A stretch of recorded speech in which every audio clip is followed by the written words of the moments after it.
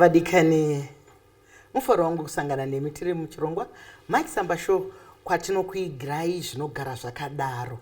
Pachirongwa pano tinodaidza vatinofunga kuti vanoda kupembererwa nekuti chino chikowa chemhemberere hatigone kupinda muchikowa chemhemberero kana tisati tatenda vakotsveri vedu vedandemutande vanotipa masaisai iwaye kuti tigone kutandadzana pasi rose.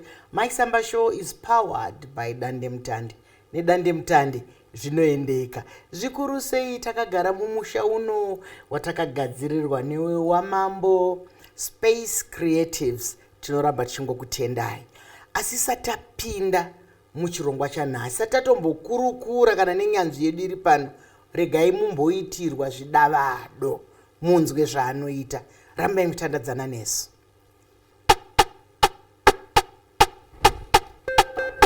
Right, saka kana tagadzira apa ndangoisa kaapplication kadiki kekuti ndiwane guide yekuwana kuridza keyboard.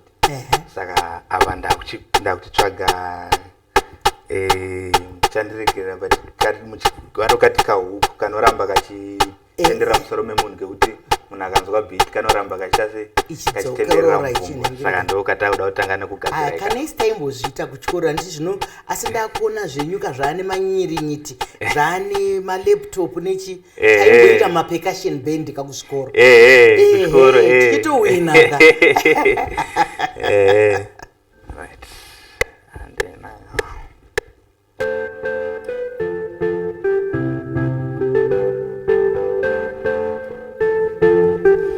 toda kufamba nayo iyoyi. Saka takuchirekodha mai.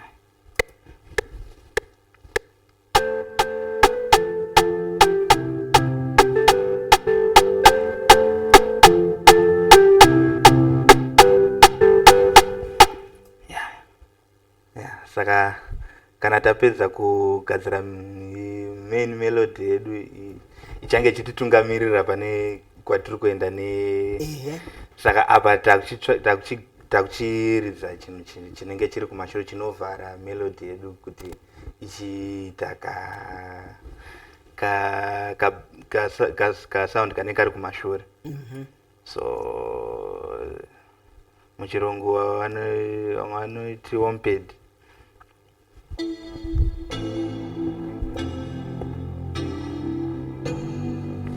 Saka ndoyata kuenda nayo.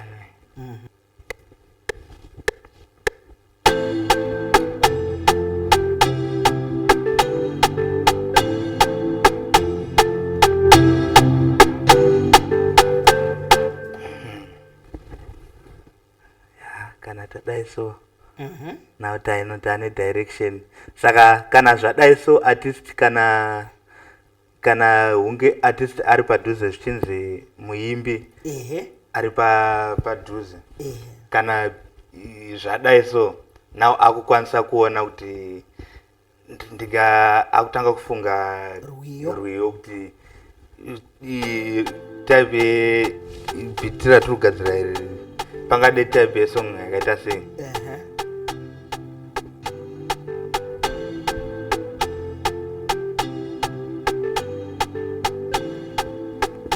Saka ini zvandoita zvekare ndowanzoshandisa izwi rangu zvekare instrument.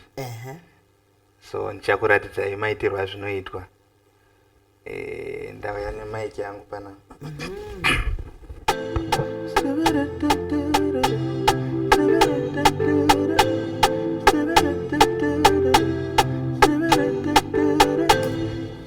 Saka apa ndakuisa ana autotune nekurisa kamwe kavoice kanoita kunge kemwana kacheche kari kumashure. Ndokwanisa kurichinja zvekare kuti risaite kunge voice rangu. Kamwana kacheche wakasarudza sei? Ndinorichuna kunoku ndokauruda kuti uite. Saka zvandaimba izvozvezvi zvinenge zvaakubuda richiita kunge risiri inzwi rangu.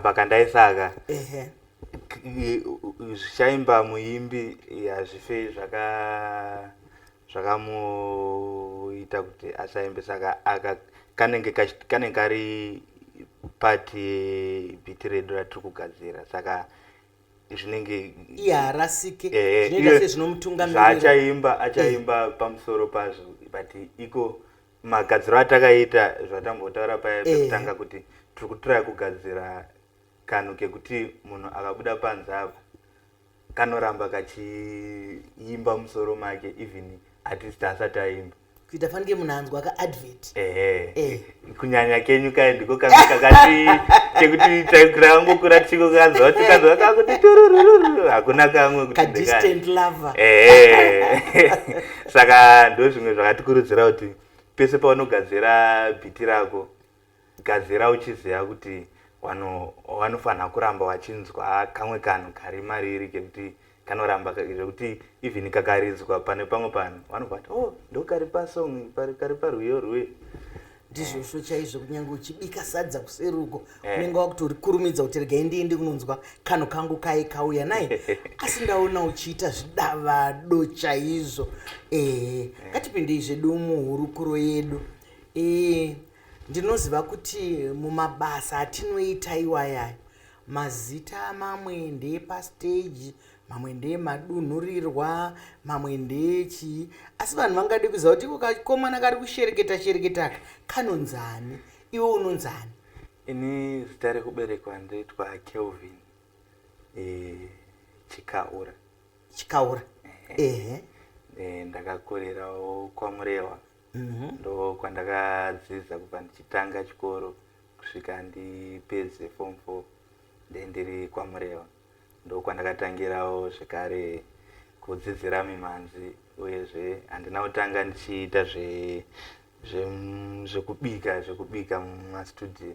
Ndakatanga ndiri keyboardist kana kuti ndichiita zvekuridza keyboard muchechi. Ndizvozvo, asi tinoona kuti vanhu vazhinji vane pfungwa dzekuti zvinhu zvese zvinotangira mumaguta makuru, kuti munhu anoti ndanga ndiri kuHarare kana kuti handiri kwaBulawayo kana kuti handiri kuGweru, asi uri kutaura kuti wanga uri kwaMurewa. Wakazvifambisa sei? Ndiani aipinda nemumhanzo kwaMurewa ikoko?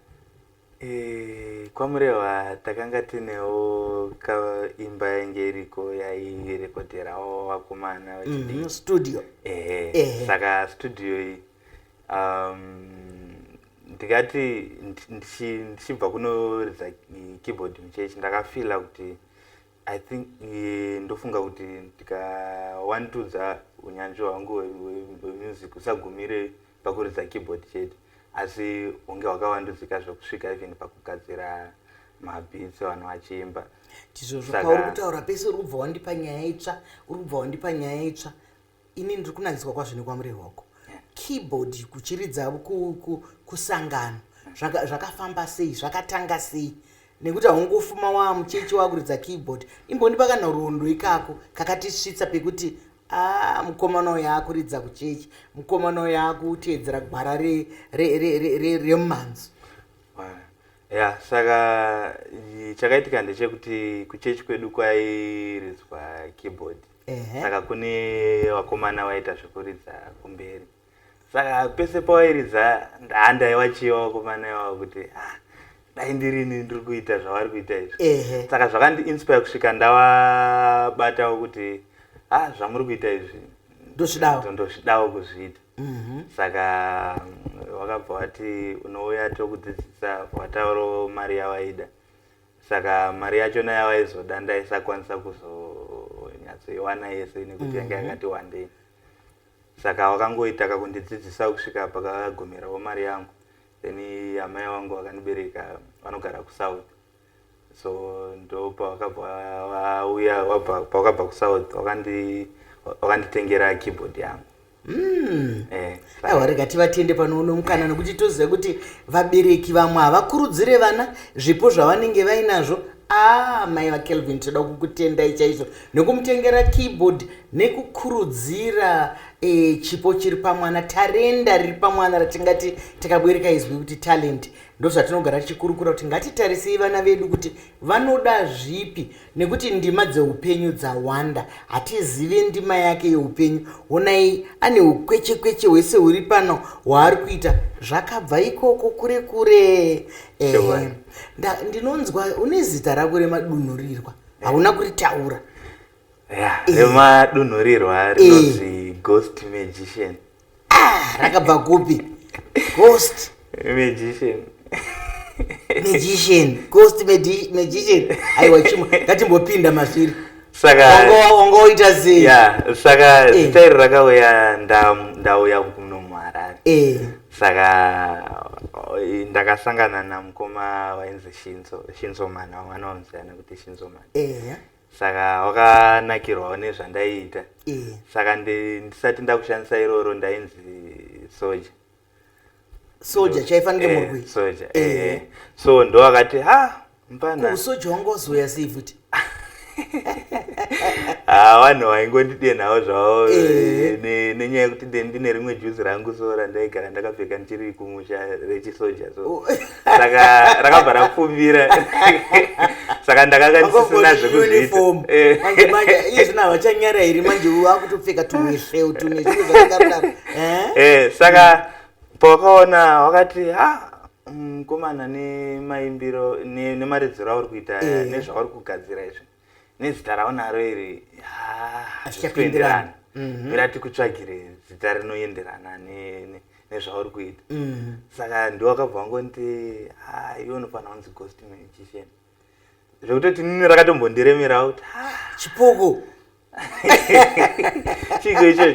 Saka iwo chakaita kuti ndizorijaira, iwo wakazotanga kuramba wachindidaidza naro. Ndaisatorida zita iroro, but varamba vachingondidaidza naro ngoti Ghost, pana Ghost, pedzisira zvajairika mandiri, pedzisira ratopfumbira. Ndizvozvo kana wari gashira. Asi isusu mutsika nemagariro tinoziva kuti kana munhu apa munhu zita anoripfupa.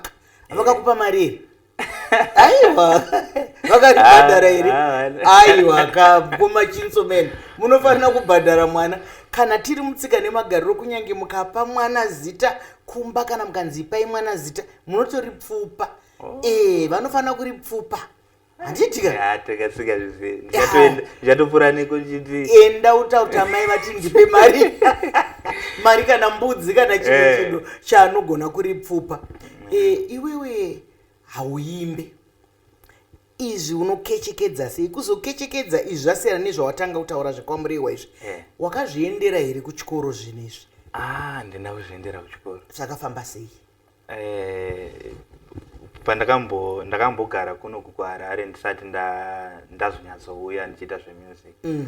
Pandakauya pamba pandaigara pane laptop. Saka laptop yenge isina munhu anoishandisa, yenge yakangogara. Saka pamba pacho nawo pane wifi. Saka ndakabva ndangotora laptop yevha ndadownloada software yatoshandisa kurekodha inonzi FL Studio. Pandaidownloada, ndichipedza kuidownloada pandatanga kuenda paYouTube. Ndichiona pane vanodzidzisa paYouTube kuti kana uchida kutanga uchikomana chakangwara iwe. Saka ndaiti kana pane pandatadza kuziva kuti ndoita sei, ndaenda kuYouTube ndonoona kuti zvinoitwa sei, ndodzoka zvekare. Saka ndakaitawo mhanza yakanaka yekuti ndagara ndenda kugona keyboard. Saka hazvina kundiomera kuti nditange kudzidzira. Saka ndakaramba ndichidzidzira. Saka mazuva ese ndaigara ndakazvivharira uchienda pamasaisai. Ndakazvivharira mumba yevakomana ndichitsvaga ndichiona kuti zvinoitwa sei. Rega timbotaura nevadiwa vatariri nevateereri. Vadiwa vatariri nevateereri, muri kuona kuti vamwe vari kuenda pamasaisai kungonopopota, vamwe vari kuenda kungonotuka, vamwe vari kuenda chionai zvipo zviri kubva pamasaisai. Tikashandisa masaisai sezvaanokodzera. Onai mukomana ane upenyu Kelvin, handiti? Ane upenyu hwake hwakabva mukushandisa masaisai achinyatsodzidza zvakanaka. Saka wazviita wakazvitengesa sei? Nekuti vanhu havaingokuziva nokuti wataura kuti waizvivharira muspare hapana vakambozouya kuspare titi hapana kana aindiona. Saka pandakazouya kuno kuHarare because pandakazozokera waikuda sere kuHarare ndaikuda pandakadzokera kwaMureva takatanga kuramba tichigadzira Mimhanzi tichigadzira uchiona uchiita uchikura. Saka mukukura umo ndakazoona kuti nenzvimbo yandiri kwaMureva iyi yakanaka, asi munozviziva kuti pamwe bhizinisi vanokusvikira pamwe vashoma. Kazhinji vanhu vari kwaMureva vanotonakirwa nezvinenge zvichiita vafana, asi nenyaya yekuti tiri vafana vakakura ivo vakatarisa, saka vane kachijairira kaikai kuti vafana takangokura takachivaona, vafana unogoona ramba uchita yauri kuita but pane pasina sapoti inenge iripo. Saka unozoona kuti sando dzawandisa idzi asi hadzikwanisi kuzoisa mari. Ndizvozvo chaizvo zvinotaurwa nevakuru vedu kuti kunyange munhu ukaita umhizha kana ukaita uprofita kana vekwako havanyatsozviona. Handinazviona iwo munhu anenge achitori president wenyika, asi kana asvika kwaamai ake anosvika kunzi tora saga ugarire, kana akasvika kuhama dzake vanenge vachingoona izvozvo, asi zvakangotinakira handei zvedu nyaya nenyaya yedu. Saka ndopakauya pfungwa yekuti kunoku hakuchaite kuti ndirambe ndiri kunoku kuti wakura manje mabhigazi parusevha zvokutoti kumusha ikoko vanhu vese vakutarisira pandiri vachiti mufana anogona but pasizorina chaizokwanisa kuzobuda. Saka ndakauya kuno kuHarare, sisi vangu vaigara kuno kuHarare. Saka ndaisatomboendako kunogara, ndatongoshanya. Saka ndakava ndanzonzi mudhuze muno mune studio hombe inonzi Solid Records, vamwe vanoiziva, itori hombe zvekudaro. Saka ndakabva ari masikati pana ndangoti ndiri kuya ndambosvika pane studio pasasa, baba vangoti it's okay. Fanda ndaenda kustudio kwekwe, ndasvikira vakomana vangu variko. Saka ndakangosvika ndine confidence dzakawandisa ndakati munosei mukoma inini ndogona kuita zvekugadzira mabhizi. Vabva vati alright mufana wangu unogona, chimbomupa tinzwe zvaanoita. Pandagara pandaridza pavanakirwa pavatotanga kunakirwa achiti mufana anogona, but pekundiisa nguva zizorina zvavo pekuzoti ndizogara. Saka then kwasisi ndaisazokwanisa kuzogara kwenguva yakareba because nguva changotanga mhuri yavo vane zvaida kugadzirisa. Saka ndaisakwanisa kuzonge ndiripo kwenguva yakareba. Saka zvakazondiita kuti ndidzokere futi kwaMureva. Mureva Harare. Saka ndakazoita ndichifonera mukoma waya kuti mukoma ndokumbira kuti ndimboita kanyaki. Saka ivo vakanga vati ndichambotaura vakanaka kudai, anonzi Simbu ndiye aishandira kuSolid. Vabva vati ndichambotaura namai mwana kumba bozi wauya nhasi hatikwanisi kuzongokutrasta kuti tikusiyire zvinhu, hatizoti unobva kupi. Saka ndakazoona kanguva kacho katifambei ndichiri kwaMureva pasati pawana mhinduro zvekuti ndakazongorovera mwoyo kudombo kuti ndangopfeka monaki ndiende. Saka ndakangopfeka monaki zvokuti akatoshamisika achiona ndichiya nemonaki. Saka ivo nekunzwa kuti takazongoti chiisa mukati mustudio. Saka ndakazotanga kurara mustudio, ndomandaiitira music, then kana ndapedza ndowaridza pasi ndorara. Wakatangisa zvakanaka. Unoziva ndozvatinoda kuti vanhu vashingirire, upenyu hunoshingirirwa. Iye zvinezvi atoo munhu muhombe ari kuita mabasa anoshamisa, ari kugadzirira mabhitsi kuvaimbi vakawanda, asi akatanga achirara pasi. Zvino vamwe vedu uku pamwe ini nemi tiri kutsvaga chaipo pakanuna kuti ndingadai ndauya asi zvekuzorara pasi handigone, mbabvu yangu inobva yazorwadza, handizozvigona zvekuzorara ndakatarisa zvinhu handizodidi.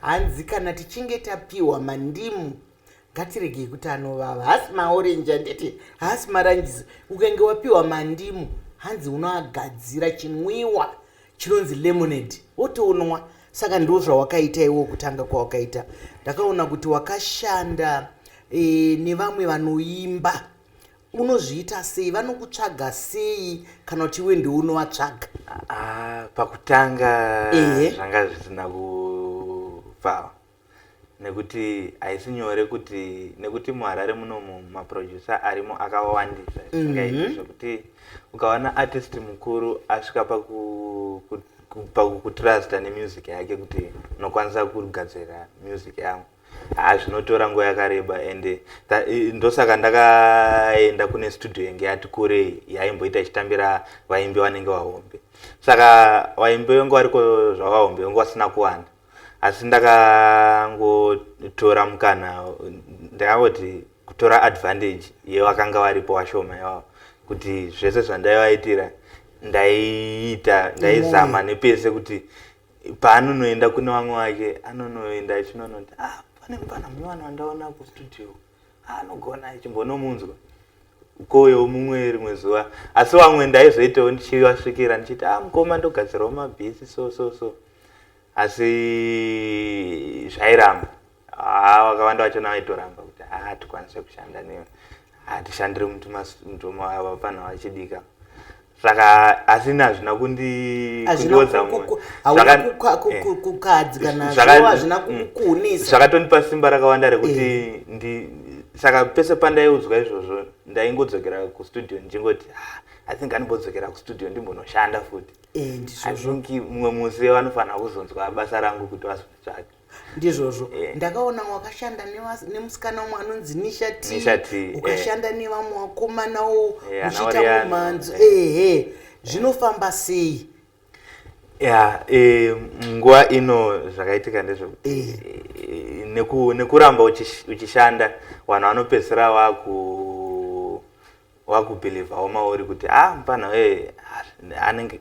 sindisakambogadzirira song yanenge yakadai toda kumboshandawo naye like pana Nishati mukoma wandonyatsoorera naye ndimukoma Tinashe Mutariri ndiye mumwe vanhu vanotemba neni zvekudaro pamusic saka ndaimbogadzirira Senflow mumashure saka mukugadzirira Senflow wakazobata Nisha wakati Nisha chimbobata Ghost Magician unzwe kuti akuudze kuti woenda kustudio rini ndobhadhara mari yachona munofanira kugadzira hit song naGhost saka Nisha akabva andibata vakati ndanzi namukuru timbogadzira chini mangaita dhuma yakadembo inonakidza ende ndiyo yakanga iri yekutanga kugadzira naye musikana saka akafara zvisingaiti ende pataitogadzira tainakirwa but tesina kuzonyatsofungira kuti ingazonyanyonakidza vanhu zvekudaro aiwa inonakidza kana yakanakidza Mai Chisamba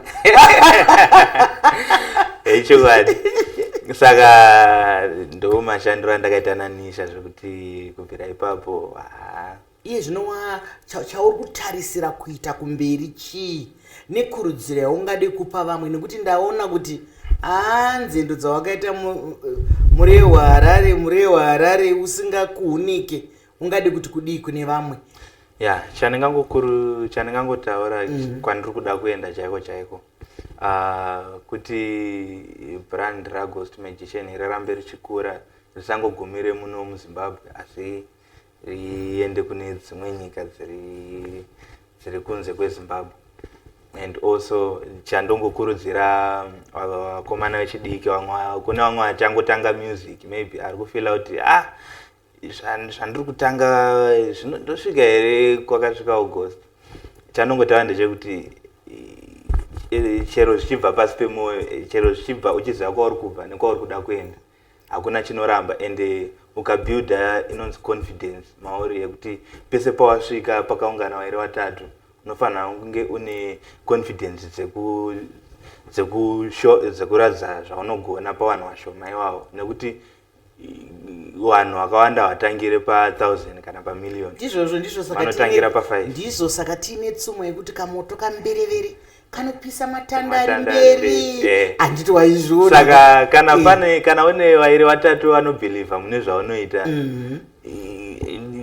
ndipo pazvinototangira, ende ukaramba uchifadza vanhu ivavo nekuti vairi vatatu ivavo vane wavachanoudzawo wozowanda waramba waudzwawo wachanoudzawo. asi hausi kuita sarura ganda ndanzwa kunge uri kuita sarura ganda kuti toda kuti ndikurudzire vafana vechidiki, nokuti pane mumwe munhu anozvida achembera ari kuzvida, saka uri ngodaidza vechidiki chete kukana ari kwake mudhara ari kuda